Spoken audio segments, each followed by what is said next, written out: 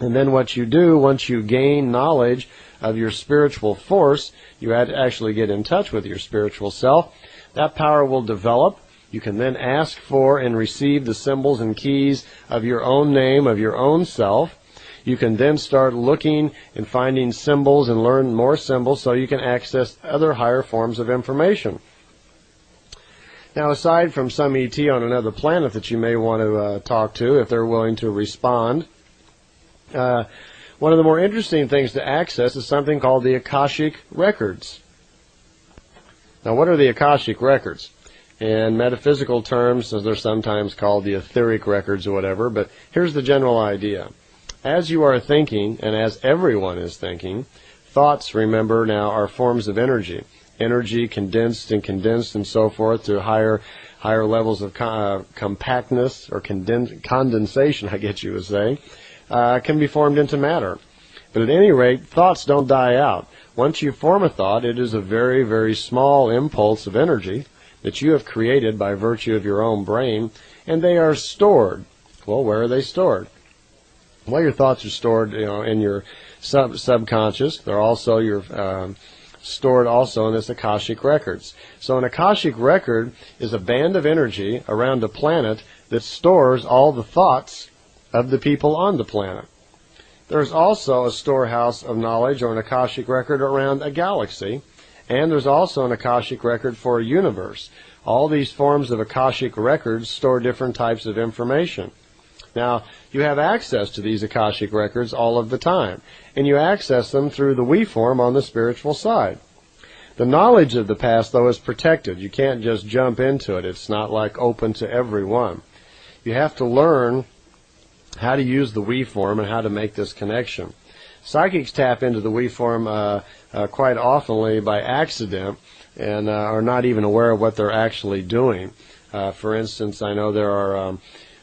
if any of you have seen Luis Gasparetto do his spirit paintings, that's what he's doing. He's accessing the Akashic Records. Here's what happens. Let's say you want to get in touch with Da Vinci. Well, Da Vinci, the personality that was Da Vinci, is dead and gone. He is reincarnated out as somebody else, and there's been maybe 1 or 2 lifetimes since then. So Da Vinci himself is gone.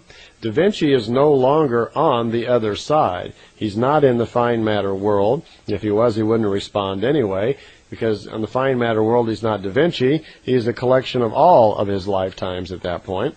But if we want to access, say, Da Vinci and do something, we can get access to Da Vinci's thoughts in the Akashic Records while he was Da Vinci.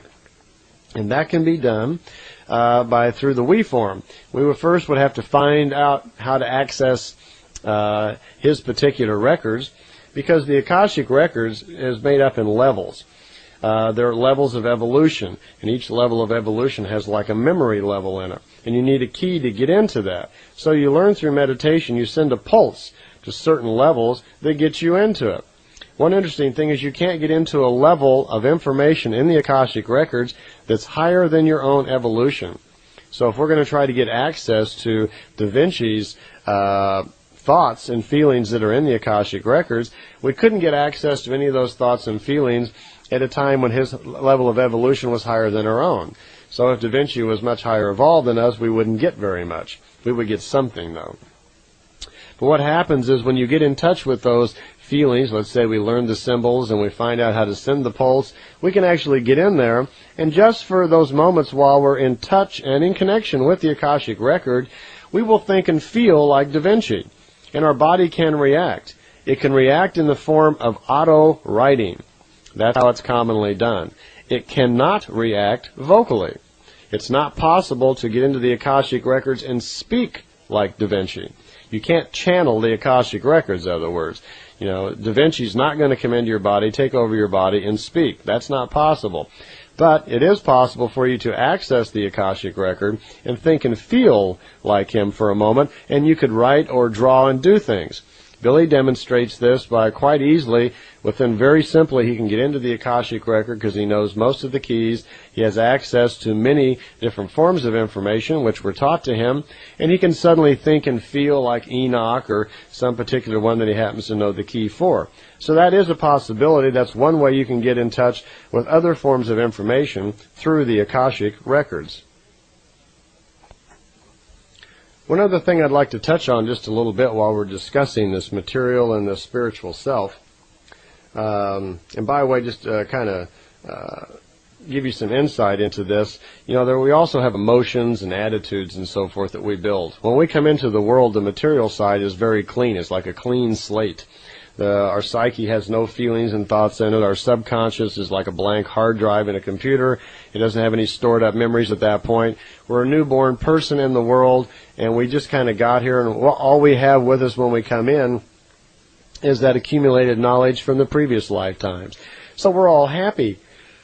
We're just goo-goo happy to be here, and we smile and we love everything. Don't we wish we could keep that all of our life? But it doesn't stay that way. All of a sudden, all sorts of things are dumped on top of us. And while we're laying in the crib, our senses are starting to work, and we start perceiving knowledge of the outside world. And about the age of 2, we start becoming aware of the outside world. And I think that's why babies cry almost their entire second year. They're probably sad to be here in some areas. They're moving into the material world, and they don't like the way things are going on. It's probably a little uncomfortable for them. But what happens? Our senses start picking up the experiences of life, and we start developing our little attitudes and emotions about how we react to things. Let's say we have an individual who's 30 years old, who's divorced, become an alcoholic, and lost his job. If we have someone like that, what has happened? He's lived through some terrible experiences. He makes associations with his experiences. He develops all of these emotions and attitudes towards certain things. Then every bit of information that comes in, when he perceives something, let's say about his divorce, maybe his wife always wore red shoes, and he sees a woman walking down the street with his eyes, so the eyes pick up the red shoes. What's he going to do right away? He immediately associates that with the bad memory of the recent divorce, doesn't he? So he doesn't actually perceive this person as they really are. He doesn't see them subjectively at all. What he does is, instead, when he sees this person, he just sees red shoes, a trigger goes off inside, and he doesn't react normally towards this individual if he's going to react at all. So we can be greatly controlled by all of our programming we go through life with. So one of the main functions that we need to do is to learn to meditate, to close down some of our emotions and attitudes, all these knee-jerk responses that we develop and so forth as we go along, so we can control ourselves. So we can learn to reprogram ourselves and see people objectively when they walk down the street. I mean, not subjectively, objectively. When they're walking down the street in red shoes, so we can just say, oh, there's a pair of red shoes, and there's a new person that I don't know, and don't make any attachment to all of the difficult feelings and problems that you may have had during a divorce. But we do that. Our material side, as we go on and on in life, become very difficult for us to think clearly and stay in balance. And this is what leads many people, unfortunately, to becoming hostile or violent in life, or depressed or angry or jealous. Life's experiences build up. They have so many problems in life that are so difficult. They develop all these emotions and attitudes where they can't see things clearly. So their subconscious never even gets a chance to react. And then if they're too far gone, which leads to violence or jealousy or whatever, that the spirit itself will just literally shut down. It will no longer even be interested in any of the information that the material self is gathering. The life from that point on is just considered a spiritual waste. That the spirit itself will no longer be interested in anything that the material side comes up with. No more wisdom could be added because it's all illogical. Meditation allows us the possibility of reprogramming and changing things.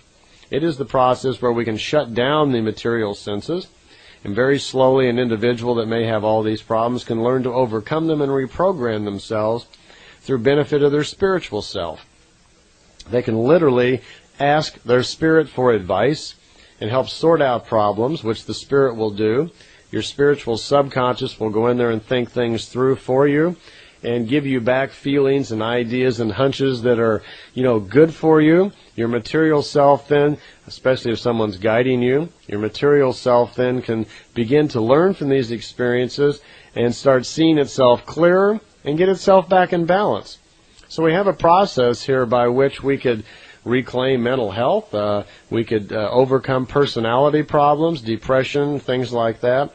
We could, through meditation, incorporate this in and make kind of a new psychology of the future through spiritual development.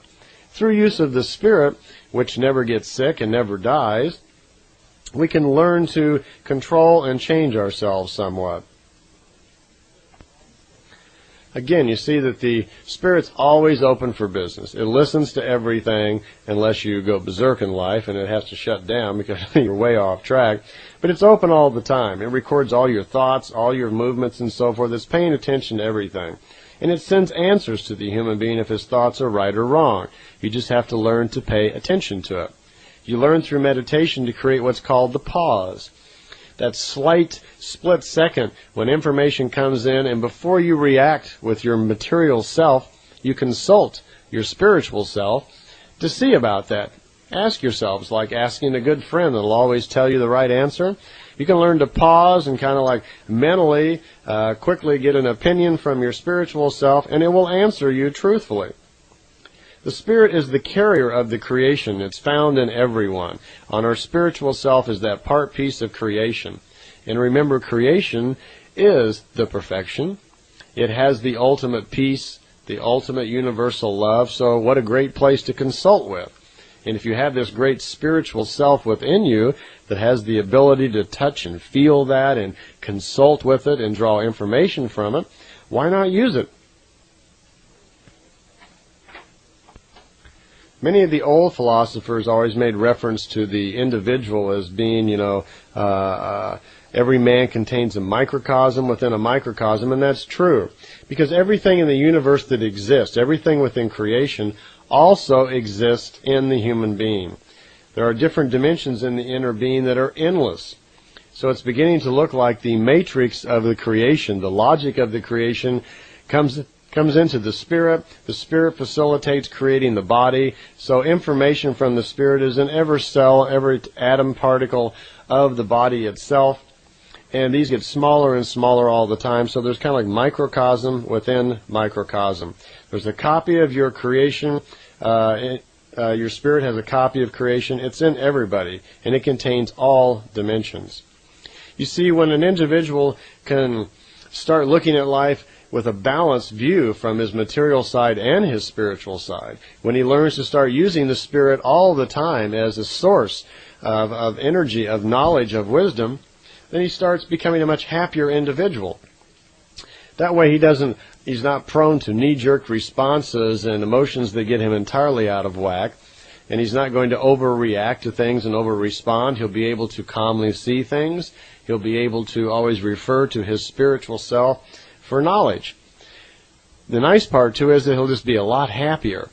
An individual who lives, by the creational logic, who uses his spiritual self and is always seeking to get closer to creation, will find that he is somehow just luckier, and he has kind of spiritual poise.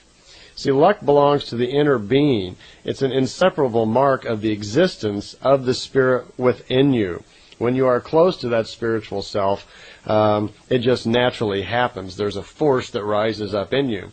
The material body may continue to age. It gets older and the material body changes, but the Spirit itself doesn't age like that. Even though you may be 50, 70, 80 years old materially, where the body is starting to deteriorate, the spiritual self has not aged. It still remains young and healthy and vibrant inside in there. So you can even use your spiritual self to facilitate looking better and living longer. At least while you're alive, your material self will be happier, more fulfilled, and you'll have a healthier life. Once an individual recognizes his Spirit, he becomes to become more powerful, and doubts and things like that in depression just vanish away. if you even try it yourself after listening to this tape and start making some efforts in meditation, we have a tape on meditation in this kit also. If you listen to that and start practicing that, you'll find just with a few simple exercises and practicing, you'll get in touch with your spirit.